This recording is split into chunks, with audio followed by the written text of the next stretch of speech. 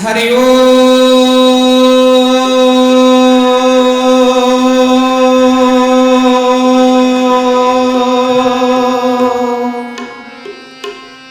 नमो भगवते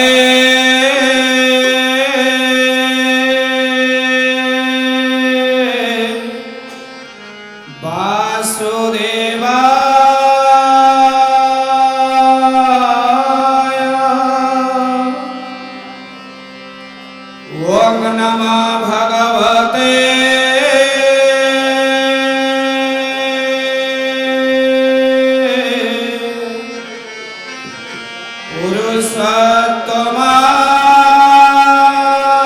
पुरुषोत्तमाय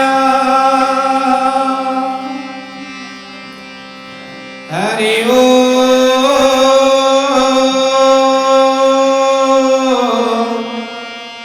नमः भगवते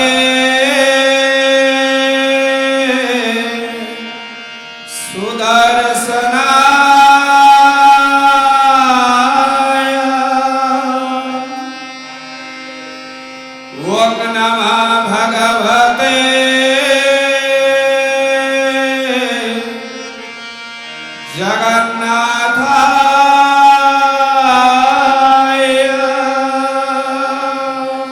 जगन्नाथाय कथा कपिल देवहूति प्रसंग ना मानस पुत्र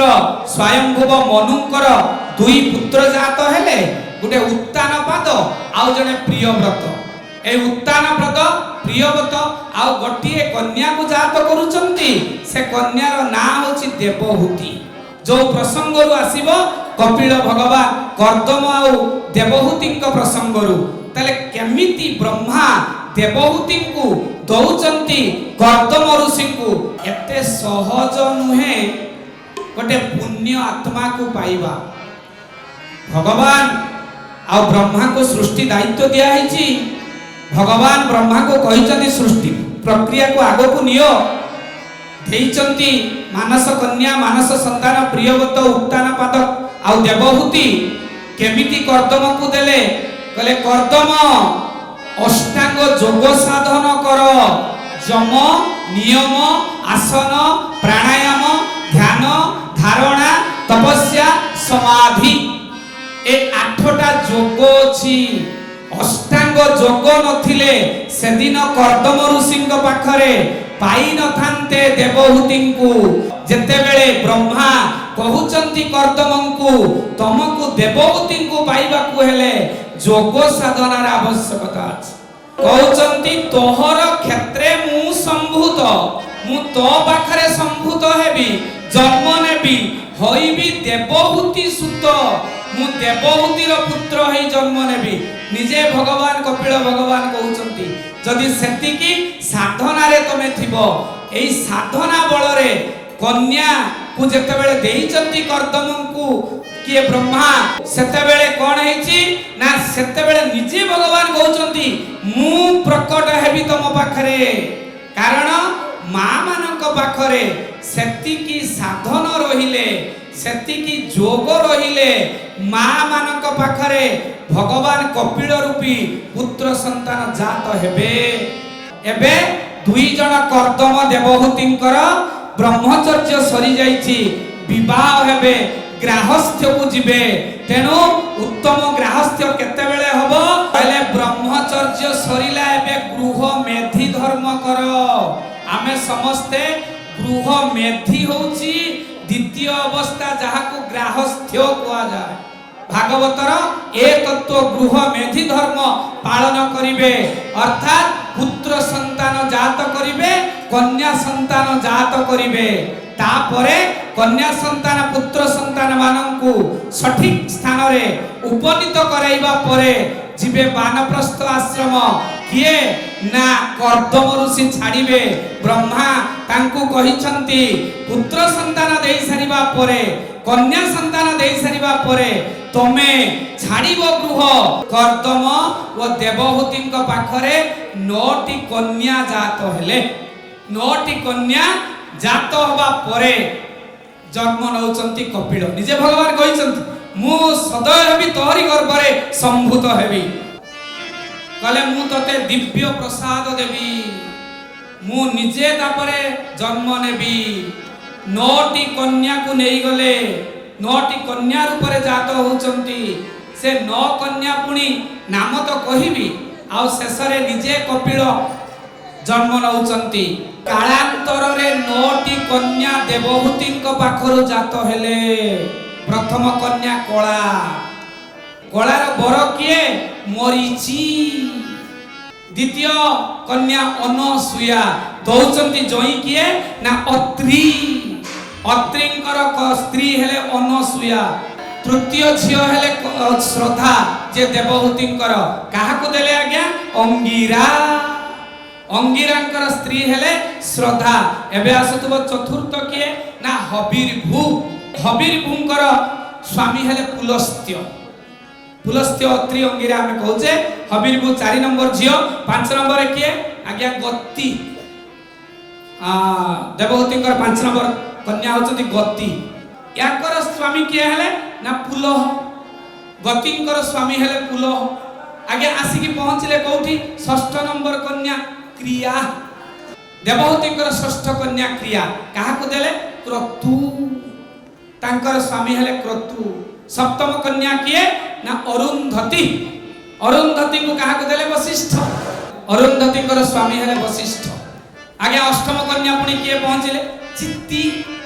चित्ती अर्थात चित्तरु आछि आम मनरु आछि अष्टम कन्या चित्ती को दौचंती अथर्पण ऋषि को आगे आबे शेष कन्या किए ना शेष कन्या हेले ख्याति तार किए स्वामी ना भृगु भृगु ऋषि भृगु हेले ख्यातिंकर स्वामी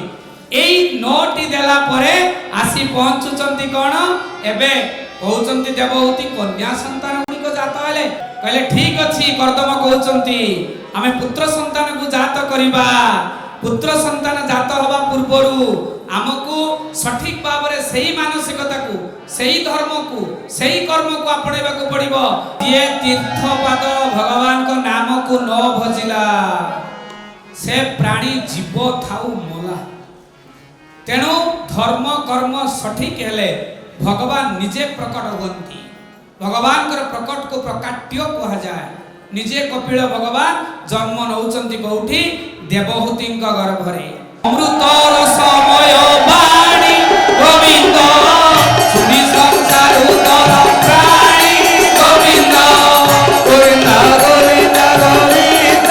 गोविंद भगवान जीवकारांत गोविंद अंते बसी भूम चरण गोविंद बेगे जात पोजा मन गोविंद गोविंद गोविंद गोविंद गोविंद भगवान जीवकारांत गोविंद बोले आनंद कबार हरि बोला बोले जन्म देई कि मो चरण रे पसिबू समर्पण नै नबू मो पाखरे तापरे आरंभ होई जीव तो पाखरे मु भक्ति सुनेबी मोहरी पाखरे रहिबू जाहार चित्ते भक्ति जोग जहा मनरे भक्ति जोग अछि भजई मो चरण जुग मो चरण को जे मो चरण जुगल को मोर बेनी पाद को जे प्रतिदिन भक्ति करूची सिए निश्चित भावबंधन भितरे रहिबो नाही ए भौतिक सृष्टि रे ए भौतिकता भितरे भौतिक जीवन रे सिए बंधन मुक्त हबो ए कथा प्रथमरु कपिल भगवान कहि चालिचंती भक्ति जोग पाखरे तेनु हमको गोटे कथा कहिबे मां को कहउचंती मां सुनो ना सुन जननी साधु गुण गोविंद सेवा साधु लक्षण गोविंद गोविंद गोविंद गोविंद गोविंद भगवान जीवकारांत